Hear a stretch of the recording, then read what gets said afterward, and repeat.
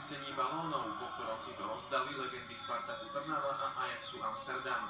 Jeden z aktérov zápasu však už pred ním avizoval problémy. Adamec dostane infarkt, keď pôjde dole, keď nemôže. Stretnutie bolo zároveň spomienkou na slávne časy obou klubov. Roky aj šediny síce pribudli, no z futbalového umenia zostalo starým pánom stále dosť. Napriek prehre 2-4 sa diváci aj vďaka takýmto kúskom bavili. Zimomriavky nabehli fanúšikom aj počas tradičného Il Silenzio, ktoré je súčasťou trnavskej futbalovej histórie už celé polstoročie.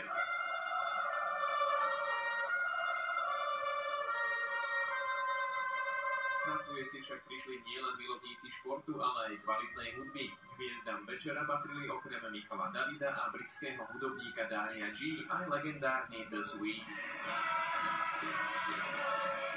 16 000 trnavských divákov si užíva najväčšie športovo-spoločenské podujatie roka a je málo pravdepodobné, že v najbližšom čase sa ho podarí niekomu prekonať. Je to úžasné, to, čo tu dneska prežívame, asi na nezaplatenie a určite ako budem spomínať. Tie svetelné efekty a toľko ľudí, úžasné niečo, naozaj fantastické. Takýto štádion na Slovensku nie je, takže sa veľmi tešíme všetci. S vami Michal Ivanský, televízia Joj.